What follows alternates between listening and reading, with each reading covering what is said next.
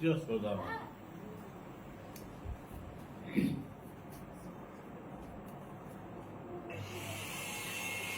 ଜୀବନକୁ ସତ୍ୟରେ ମାର୍ଜନ କର, ଅର୍ଥାତ୍ ଯାହା ସତ୍ୟ ତାହାକୁ ଗ୍ରହଣ କର। ବର୍ତ୍ତମାନ ବୈଶାଖ ମାସ ଚନ୍ଦନ ଯାତ୍ରା ସମୟ। ପବିତ୍ର ଅକ୍ଷୟ ତୃତୀୟା ଠାରୁ ଚନ୍ଦନ ଯାତ୍ରା ଶ୍ରୀକ୍ଷେତ୍ରରେ ଆରମ୍ଭ ହୁଏ। ଏହି ଅନନ୍ତ କ୍ଷେତ୍ର ବା ଅନନ୍ତ ଆଶ୍ରମରେ, ଯାହାକୁ ଆମେ ପରିବାର ତୀର୍ଥ ବୋଲି କହୁ, ସମ୍ବୋଧନ କରୁ, ଏହି ପରିବାର ତୀର୍ଥରେ ଏଠି ମଧ୍ୟ ଗୋଟେ ପୁଷ୍କରିଣୀରେ ନାବ କେଳି ହୁଏ ବା ଠାକୁରମାନେ ଯେଉଁମାନେ ନାବରେ ସେମାନେ ଚାପ ଖେଳନ୍ତି। ଇଏ ସବୁ କଥା ହଉଛି ଗୋଟେ ଆନନ୍ଦ। ତାପରେ ଆମର ବାବା ବୈକୁଣ୍ଠନାଥଙ୍କର, ବାୟା ବାବାଙ୍କର, ନିଗମାନନ୍ଦଙ୍କର ସେ ବିଗ୍ରହ ଗୋଟିଏ ଦିନ ନାବରେ ବସି ଚାପ ଖେଳନ୍ତି। ସବୁ କଥାର ମୂଳ ହେଉଛି ଆନନ୍ଦ। ଦେଶର ଘଡ଼ିସନ୍ଧି ମୁହୂର୍ତ୍ତରେ ଆମେ ଆନନ୍ଦକୁ କେମିତି ବ୍ୟାଖ୍ୟା କରିବା? ବିଶ୍ୱ ଯେତେବେଳେ ଅଶାନ୍ତ, ଦେଶ ଯେତେବେଳେ ଅଶାନ୍ତ, ସେତେବେଳେ ଆନନ୍ଦ ସୃଷ୍ଟି ହେବ ନାହିଁ। ଆମେ ପିଲାଦିନେ ପଢ଼ୁ, ହେ ଆନନ୍ଦମୟ, ହେ ଆନନ୍ଦମୟ କୋଟି ଭୁବନ ପାଳ। ତେବେ ତାଙ୍କ ପାଇଁ ଦୁଃଖ ନୁହେଁ କିମ୍ବା ସୁଖ ନୁହେଁ। ସିଏ ନିତ୍ୟାନନ୍ଦ, ସିଏ ଦିବ୍ୟାନନ୍ଦ, ସିଏ ବ୍ରହ୍ମାନନ୍ଦ, ସିଏ ହେଉଛନ୍ତି ପରମାନନ୍ଦ ଏବଂ ସତ୍ୟାନନ୍ଦ। ଏଠି ଦୁଃଖର ଲେଶ ମାତ୍ର ନାହିଁ।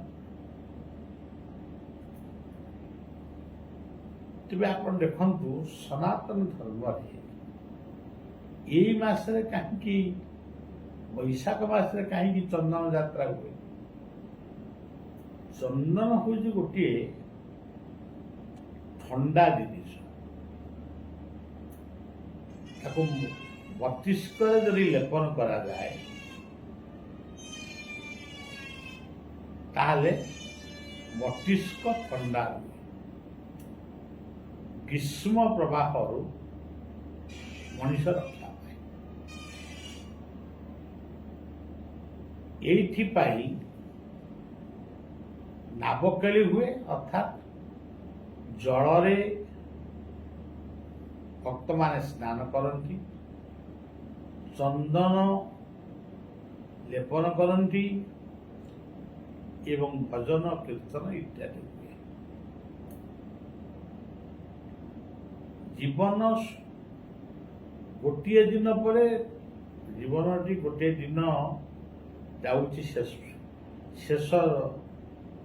ଶେଷ ଖୁଣ୍ଟି। ତେଣୁ ଜୀବନରେ କାହା ପାଇଁ କେତେବେଳେ କୋଉ ପ୍ରକାରର ସମୟ ଆସିବ, ଆମ ଜୀବନଟି ଶେଷ ହେଇଯିବ, ତାହା କହିହେବନି। ଠାକୁର ଅଭିରାମଙ୍କର ଜଣେ ଶିଷ୍ୟ ସନ୍ନ୍ୟାସୀ, ସେ ରାଉରକେଲାର ଗୀତା ମେଳାରେ ସେ ଆସିଥିଲେ ନିମନ୍ତ୍ରିତ ହେଇ। ସେ ମଧ୍ୟ ସେଠି ଗୋଟେ ନାବକେଳି ହୁଏ ଗୀତା ଜୟନ୍ତୀରେ। ଶଙ୍ଖ, କୋଇଲି, ବ୍ରାହ୍ମଣୀ ଏମିତିଆ ମିଳନ ସ୍ଥଳୀରେ ନାବକେଳି ହୁଏ। କିଏ ତାଙ୍କୁ ଗୋଟେ ପଚାରିଲେ ନାବକାଳୀ କ'ଣ ବାବା, ସିଏ ତାର ଉତ୍ତର ତାଙ୍କୁ ଦେଇଥିଲେ। ସେ ଉତ୍ତରଟି ହେଉଛି ଇଏ ସବୁ ଆନନ୍ଦ ପାଇଁ ହେଉଛି। ଆଜିର ସମାଜରେ କିଏ କେତେ ପ୍ରକାର ଆନନ୍ଦ କରୁଛନ୍ତି। କିଏ ଧନ ପାଇବା ପାଇଁ ଆନନ୍ଦ, କିଏ ଜନ ପାଇବା ପାଇଁ ଆନନ୍ଦ, ବିବାହ ବ୍ରତରେ ଆନନ୍ଦ। କିନ୍ତୁ ସବୁ ଆନନ୍ଦ ପରେ ଗୋଟିଏ ଆନନ୍ଦ ଅଛି, ଯେଉଁ ଆନନ୍ଦକୁ ପାଇଲେ ମଣିଷ ସବୁ ଆନନ୍ଦକୁ ପାସୋରିଯାଏ, ପାସୋରି ଦିଏ, ସେ ଭୁଲିଯାଏ। ଏଇଠି ଆମେ ବସିଛୁ, ଯଦି ନାମ କୀର୍ତ୍ତନ ହବ କିମ୍ବା ଗୀତା ପଢ଼ା, ଗୀତା ପାଠ ହବ କି ଭାଗବତ ପାଠ ହବ, ଆପଣମାନଙ୍କ ମନରେ ଯେତେ ପ୍ରକାରର ଦୁଶ୍ଚିନ୍ତା ଥିଲେ ବି ଗୋଟେ ସ୍ୱତଃସ୍ଫୂର୍ତ୍ତ ଗୋଟେ ଆନନ୍ଦ ଆପଣଙ୍କ ପାଇଁ ଆସିବ। ତେଣୁ ସେଇ ଆନନ୍ଦ ପାଇଁ କୁହାଯାଇଛି ସନାତନ ଧର୍ମରେ, ସେ ଆନନ୍ଦକୁ ବ୍ରହ୍ମ ବୋଲି କୁହାଯାଇଛି। ପ୍ରଜ୍ଞାନ ଆନନ୍ଦ ବ୍ରହ୍ମ, ଆନନ୍ଦ ହିଁ ପ୍ରକୃତ। ଆତ୍ମାକୁ ଆତ୍ମା ଯେବେ ସ୍ମରେ ପରମ ଆନନ୍ଦ ବିହାର। ତେଣୁ ଆପଣମାନେ ନିଜ ପରିବାର ଭିତରେ ଆଗେ ଆନନ୍ଦ ସୃଷ୍ଟି କରନ୍ତୁ। ପିତା ପୁତ୍ର, ସ୍ୱାମୀ ସ୍ତ୍ରୀ, ଭାଇ ଭଉଣୀ, ଆଜି ଏମାନଙ୍କ ଭିତରେ ଆନନ୍ଦ ନାହିଁ, ବାହାରେ କ'ଣ ଆନନ୍ଦ ସୃଷ୍ଟି? ପ୍ରଥମେ ଜୀବନକୁ ଆନନ୍ଦମୟ କର, ଗୋଟେ ପରିବାରକୁ ଆନନ୍ଦ କର। ଗୋଟେ ପରିବାରରେ ବିଭିନ୍ନ ମେଳା ବ୍ରତ ଉପାସନା ହୁଏ, ଇଏ ସବୁ ଆନନ୍ଦ ପାଇଁ ସୃଷ୍ଟି ହୁଏ। ତା ନାଁ ସବୁ ଆମେ ଦେଇଛୁ, ଇଏ ଯମକ ଓଷା, ସିଏ ପଞ୍ଚାନନଙ୍କ ମେଳା, ସେ ତ୍ରିନାଥ ମେଳା, ସେ ସତ୍ୟନାରାୟଣ ପାଲା, ସେ ଲକ୍ଷ୍ମୀ ପୂଜା, ଏ ସବୁ କଥା ଠିକ୍, କିନ୍ତୁ ଏଇଟା ହେଲା ବାହ୍ୟଗତ। କିନ୍ତୁ ଅନ୍ତର୍ତତ୍ତ୍ୱରେ କେବଳ ଗୋଟିଏ ଶବ୍ଦ କୁହାଯାଇପାରେ, ଏମିତି ଗୋଟେ ଆନନ୍ଦକୁ ବ୍ରତ ହିସାବରେ ନିଆଯାଇଛି, ଯେଉଁ ଆନନ୍ଦକୁ ପ୍ରାପ୍ତ ହେଲେ ଆଉ ସବୁ କଥା ଭୁଲି ହେଇଯାଏ। ମନେ କରାଯାଉ ଜାଗର ଓଷା ହେଲା, ଦିନ ଯାକ ଲୋକ ନିଷ୍ଠାରେ ରହିବ, ରାତିରେ ଜାଗର ଜାଳିବ, ତାମାନେ ଗୋଟେ ଆନନ୍ଦ ପାଇଁ ଗୋଟେ ଏକାଗ୍ରତା ଭିତରେ ସୃଷ୍ଟି ହେଲା। ଗୋଟେ ଏକାଗ୍ରତା ସୃଷ୍ଟି ନହେଲେ ଆନନ୍ଦ ବି ଜନ୍ମ ନେଇପାରିବ। ତେଣୁ ସବୁ କଥା ହଉଛି, ସେ ବିବାହ ଭୋଜି ହଉ, ଶୁଦ୍ଧ ଶ୍ରାଦ୍ଧରେ ଆତ୍ମୀୟ ସ୍ୱଜନକୁ ମାନେ ଖୋଜା ଲଡ଼ା ହଉ, ଏ ଲୁଗାପଟାକୁ ଦିଆ ନିଆ ହଉ, ଏସବୁ ହଉଛି ଆନନ୍ଦ। ଏ ଆନନ୍ଦମୟ କୋଟି ଭୁବନ ପାଳକ, ଅଧମ ଅକ୍ଷମ ଅବୋଧ ଭାରତ।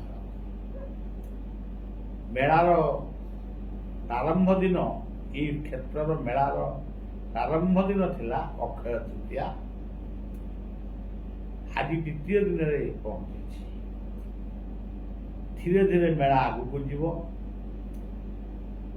ଏବଂ 8 ତାରିଖ ଠାରୁ 12 ତାରିଖ ପର୍ଯ୍ୟନ୍ତ ନିଜେ ଚିନ୍ତା କରୁଛି ଗୋଟେ ସତ୍ସଙ୍ଗ ବା କିଛି ହରି କଥା ବା ଭଲ କଥା ନିଜେ କହିବି ଏବଂ ଲୋକମାନଙ୍କୁ ବୁଝେଇବି। ମତେ ବୁଝେଇ ଆସୁ ନ ଆସୁ, ସେ ମଧ୍ୟ ଗୋଟେ ଆନନ୍ଦ ପାଇଁ ସୃଷ୍ଟି ହେବ। ତାପରେ ଆମେ ପୂର୍ଣ୍ଣମୀ ଚତୁର୍ଦ୍ଦଶୀ ମେଳା,